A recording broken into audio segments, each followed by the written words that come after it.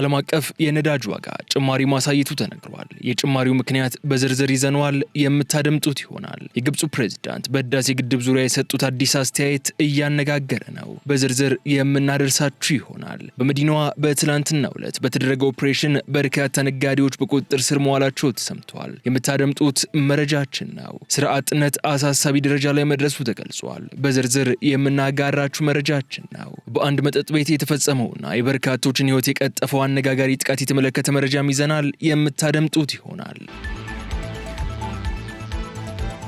ሰላም ጤና ይስጥልኝ የተወደዳችሁ ተከታታዮቻችን፣ ምጣኔ ሀብታዊ እድገት ለማህበራዊ ዋስትናችን በማለት ተግቶ ከሚሰራው ገበያ ሚዲያ የታህሳስ 12 ቀን 2018 ዓ.ም የዕለቱን የምዕራፍ 1 የዜና ዘገባችንን ይዘንላችሁ ቀርበናል። የዜና ዘገባችንን ስፖንሰር ያደረገልን አጋራችን ደግሞ የሮሃ ፎሬክስ ቢሮ ነው። በዜና ዘገባችን ላይ የሮሃ ፎሬክስ ቢሮን የዕለቱን የምንዛሬ ተመን የምናሳውቃችሁ ይሆናል። በዜናዎቻችን ላይ የተመረጡ ምጣኔ ሀብታዊ፣ ማህበራዊና ሌሎች ወቅታዊና አዳዲስ ጉዳዮችን ተናል እንድትከታተሉንም እንጋብዛችኋለን። አሁን ወደ ዝርዝር ጉዳዮች እንለፍ።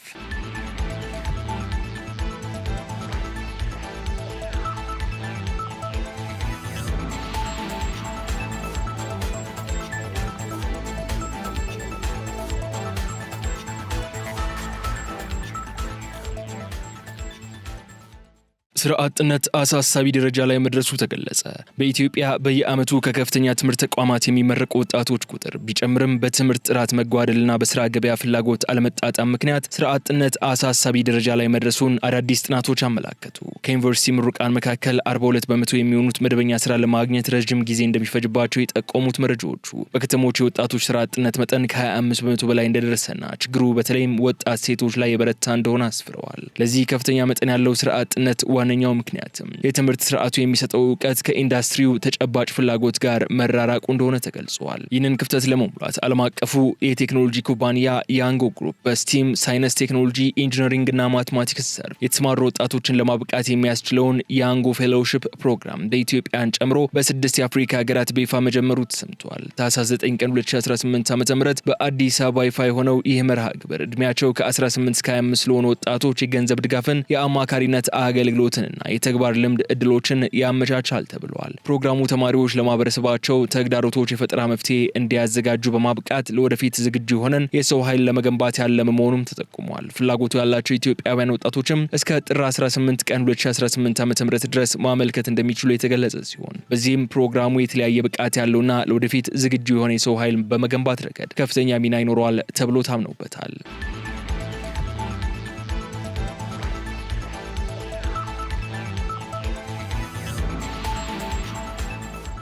የኢትዮጵያ አየር መንገድ የካፒታል ማሻሻያ ጥያቄ ለሁለተኛ ጊዜ አቀረበ።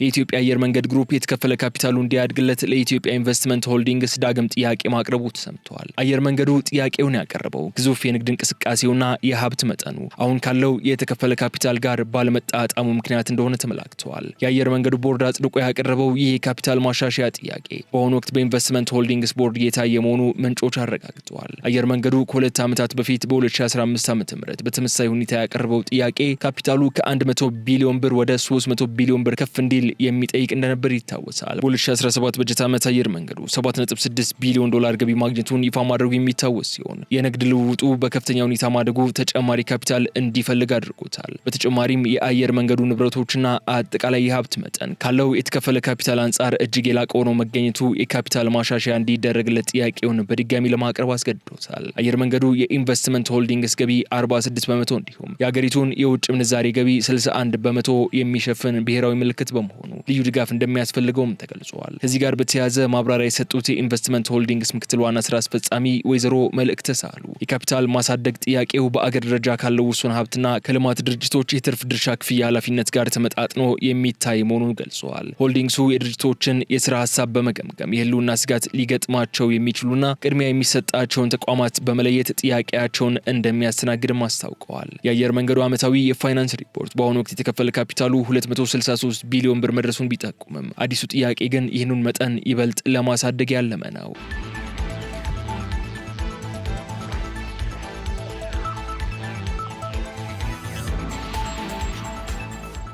የይዞታ ማረጋገጫ የሌላቸው ይዞቶች ታክስ እንዲከፈልባቸው ሊደረግ መሆኑ ተገለጸ።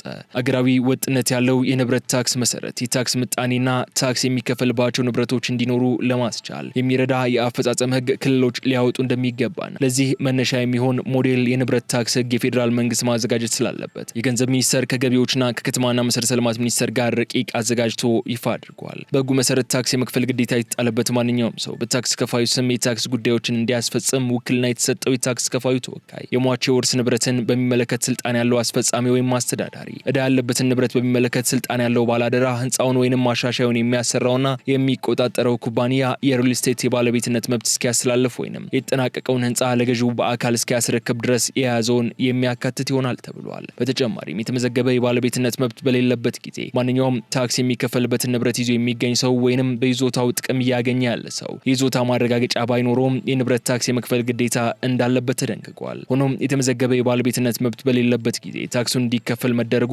ብቻውን በንብረት የመጠቀም ወይንም የባለቤትነት መብትን እንደማያስገኝና በሌሎች ህጎች የሚወሰዱ እርምጃዎች እንደማያስቀር፣ በተጨማሪም ንብረቱ በጋራ ባለቤትነት ወይም ይዞታ የተያዘ እንደሆነ ሁሉም የጋራ ባለቤቶች ወይንም የጋራ ባለይዞታዎች ለንብረት ታክስ በጋራና በተናጠል ተጠያቂ እንደሚሆኑ አስፍሯል። የከተማና መሰረተ ልማት ሚኒስቴር በሚያወጣቸው ደረጃዎችና መመሪያዎች መሰረት እንዲሁም የክልሉን የከተሞች ህግ መሰረት በማድረግ የከተሞች ፈርጅ ምደባና ንዑስ ምደባን እንደሚወሰንም ተመላክቷል። የንብረት ታክስ ምጣኔው በመጀመሪያው ዓመት በዝቅተኛ ታክስ ምጣኔ ተጀምሮ በ4 ዓመታት ውስጥ ከፍተኛ ጣሪያ ላይ መድረስ በሚያስችል አዳጊ ሂደት ስራ ላይ እንዲውል ይደረጋልም ተብሏል። የከተማ አስተዳደሮች የታክስ ምጣኔውን በሚያሻሽሉበት ጊዜ የከተማውን ዓመታዊ ካፒታል ወጪ ፍላጎትና የሁሉም ንብረቶች ታክስ የሚከፈልበት ዓመታዊ ዋጋን ከግምት ውስጥ ማስገባት እንደሚገባቸውም ተደንግጓል። ዓመታዊ የንብረት ታክስ ምጣኔ ሰንጠረዥ የማጽደቅና የማሻሻል ስልጣን የተሰጠው ለከተማው ምክር ቤት ሲሆን ምክር ቤት በሌለበት ጊዜ አግባብነት ባለው የክልል ከተማ ህግ መሰረት ተመሳሳይ ስልጣን የተሰጠው አካል የማጽደቅና የማሻሻል ኃላፊነት ተሰጥቶታል። የንብረቱ ጥቅል ዋጋ በከተማ አስተዳደሮች ከ1 ሚሊዮን ብር፣ በማዘጋጃ ቤት ከተሞች ከ250 ሺህ ብርና በታዳጊ ከተሞች ከ100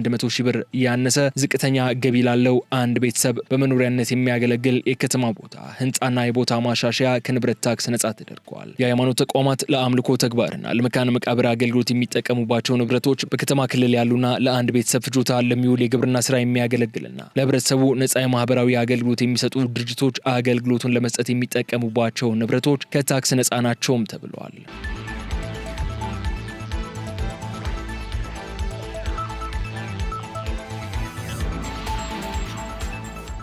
በመዲናዋ ያለደረሰኝ ሽያጭ ሲፈጽሙ የተገኙ በርካታ ግለሰቦች በቁጥጥር ስር ዋሉ።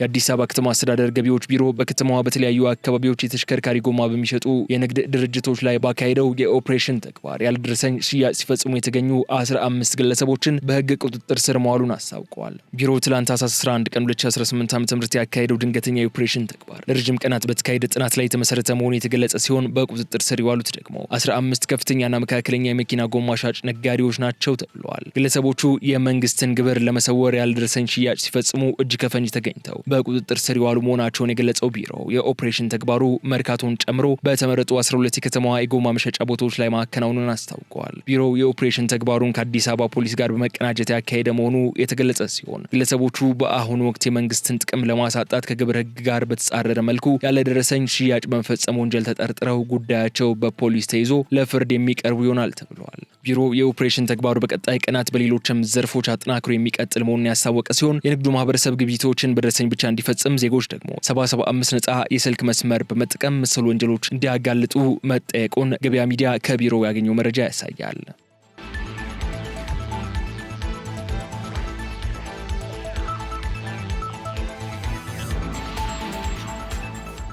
አልሲሲ በህዳሴ ግድብ ዙሪያ አስገዳጅ ስምምነት ላይ እንዲደረስ ጠየቁ።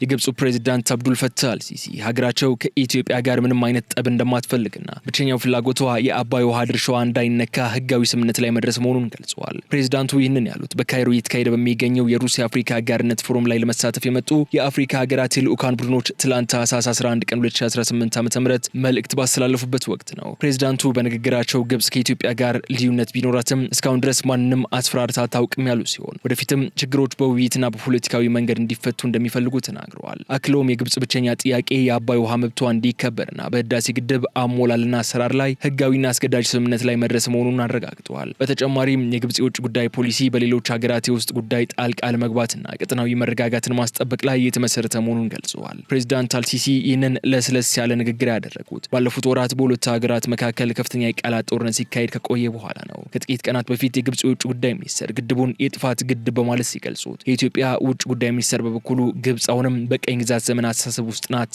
በማለት ንግግሩን ኮንነው እንደነበር የሚታወስ ነው።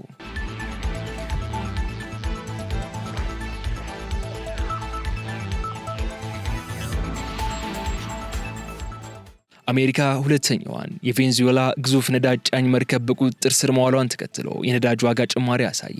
የአሜሪካ የባህር ኃይልና የባህር ዳርቻ ጠባቂዎች ፕሬዚዳንት ዶናልድ ትራምፕን የተሟላ የባህር ላይ እገዳ ትዕዛዝ ተግባራዊ በማድረግ በዛሬው ዕለት እሁድ ታህሳስ 12 ቀን 2018 ዓ.ም ሁለተኛውን ግዙፍ የነዳጅ ጫኝ መርከብ በቁጥጥር ስር አውለዋል። የአሜሪካ የባህር ኃይል ባለፈው ሳምንት መጀመሪያ ላይ ስኪፐር የሚል መጠሪያ ያላትና የተጣራ ነዳጅ ጭና ወደ ቬንዙዌላ ስትጓዝ የነበረችን መርከብ በቁጥጥር ስር መዋሉ የሚታወስ ሲሆን በዛሬው ዕለት ደግሞ ሴንቸሪስ የተሰኘች ሁለተኛዋ መርከብ በባርባዶስ አቅራቢያ መያዙን አስታውቀዋል። ይህች መርከብ 1.8 ሚሊዮን በርሜል የቬንዙዌላ ድፍድፍ ነዳጅ ጭና ወደ ቻይና በመጓዝ ላይ እንደነበረች የተነገረ ሲሆን የአሜሪካ ልዩ ኃይሎች በሄሊኮፕተር መርከቧ ላይ በመውረድ በቁጥጥር ስር አውለዋታል። በሁለቱ ሀገራት የተባባሰ ያለው ውጥረት ፕሬዚዳንት ትራምፕ ማንኛውም የቬንዙዌላ ነዳጅ የሚገዛ አካል ከአሜሪካ ጋር ያለው ግንኙነት ያበቃለታል በሚል ያስተላለፉት ትዕዛዝ ተከትሎ የተካረረ ሲሆን ይህ ትዕዛዝ የኒኮላስ ማዱሮን መንግስት የገቢ ምንጭ ሙሉ ለሙሉ ለመዝጋት ያለመ ነው። የቬንዙዌላ መንግስት በበኩሉ ይህንን እርምጃ የ21ኛው ክፍለ ዘመን የባህር ላይ ውንብድና ሲል የጠራው ሲሆን የአሜሪካ መንግስት ግን የህዝብን ሀብት ለሽብር ተግባር የሚያውለውን አምባገነን ስርዓት መግቻ መንገድ ነው ብሎታል። ይህ በአሜሪካና በቬንዙዌላ መካከል የተፈጠረው ወታደራዊ ውጥረት ወዲያውኑ በዓለም አቀፍ ገበያ ላይ ተጽዕኖ ያሳደረ ሲሆን የነዳጅ ዋጋ ባለፉት ጥቂት ቀናት ውስጥ በ4 በመቶ ጭማሪ እንዲያሳይ አድርጓል። በአሁኑ ወቅት የድፍድፍ ነዳጅ ዋጋ በአንድ በርሜል $85 መድረሱም የተመዘገበ ሲሆን ተንታኞች እንደሚሉት ከሆነ አሜሪካ በቬንዙዌላ ላይ የምታደርገውን እገዳ ከቀጠለች እንዲሁም ቬንዙዌላ የአጸፋ እርምጃ የምትወስድ ከሆነ የአንድ በርሜል ድፍድፍ ነዳጅ ዋጋ ወደ $100 ሊጠጋ ይችላል የሚል ስጋት አይሏል።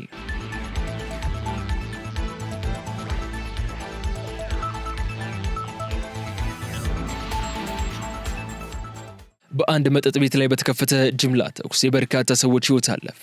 በደቡብ አፍሪካ ጆሃንስበርግ አቅራቢያ በሚገኝ የመዝናኛ ስፍራ ዛሬ እሁድ ታህሳስ 12 ቀን 2018 ዓ.ም ማንነታቸው ባልታወቁ ታጣቂዎች በተከፈተ ተኩስ ቢያንስ የ9 ሰዎች ህይወት ማለፉ ተሰማ። ጥቃቱ የተፈጸመው ከጆሃንስበርግ በስተደቡብ ምዕራብ 40 ኪሎ ሜትር ርቀት ላይ በምትገኘው ቤርካደል በተባለ የንግድና የማዕድን አካባቢ ነው። ጥቃቱ ወደ 12 የሚጠጉ ታጣቂዎች በሁለት ተሽከርካሪዎች ማለትም ነጭ ሚኒባስና የብር ቀለም ያለው መኪና በመምጣት ህጋዊ ፍቃድ ባለው መጠጥ ቤት ውስጥ በነበሩ ሰዎች ላይ በድንገት ተኩስ መክፈታቸው ታውቋል። በጥቃቱ 9 ሰዎች ሲገደሉ ሌሎች 10 ሰዎች ደግሞ ቆስለው ወደ ሆስፒታል መወሰዳቸው የተዘገበ ሲሆን ከሟቾቹ መካከል አንዱ ከመጠጥ ቤቱ ውጭ የቆመ የትራንስፖርት አገልግሎት ሰጪ እንደሆነ ተዘግቧል። ታጣቂዎቹ የጥቃቱ ሰለባ የሆኑ ሰዎች ከመጠጥ ቤቱ ወጥተው ሲሸሹም በተፈቀደ በመተኮስ ጥቃት እንዳደረሱባቸው የጋውንቴንግ ግዛት ፖሊስ ቃል አቀባይ ገልጸዋል። ይህ ጥቃት በደቡብ አፍሪካ በአንድ ወር ውስጥ የተፈጸመ ሁለተኛው የጅምላ ግድያ ሲሆን ከ2 ሳምንታት በፊት በፕሪቶሪያ አቅራቢያ በሚገኝ መጠጥ ቤት ላይ በተፈጸመ ተመሳሳይ ጥቃት የ3 ዓመት ህጻንን ጨምሮ የ12 ሰዎች ህይወት ማለፉ ይታወሳል። የደቡብ አፍሪካ ፖሊስ አጥፊዎችን በቁጥጥር ስር ለማዋል ሰፊ አሰሳ እያደረገ እንደሆነ ያስታወቀ ሲሆን እስካሁን ድረስ ግን ለጥቃቱ መንስኤ የሆነው ጉዳይ በውል አልታወቀም።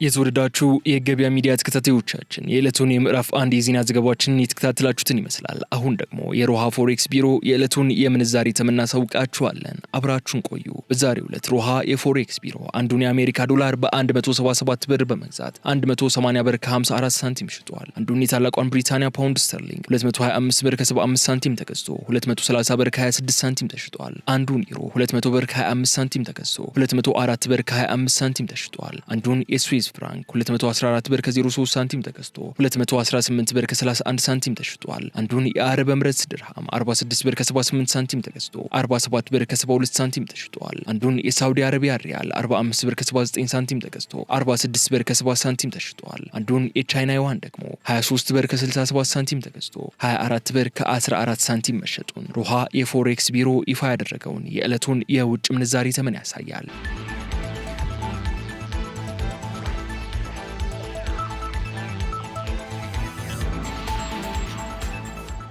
የተከበራችሁ የገበያ ሚዲያ ተከታታዮቻችን ለታህሳስ 12 ቀን 2018 ዓ.ም ምዕራፍ 1 ቀን የተዘጋጁ የዜና ዘገባዎቻችን እነዚህ እስካሁን ስትከታተሏቸው የቆያችሁን ይመስሉ ነበር። በቀጣይ በሌሎች ጉዳዮች መልሰን እስክንገናኝ ድረስ መልካሙን ሁሉ ለእናንተ ተመኘን። ሰላም።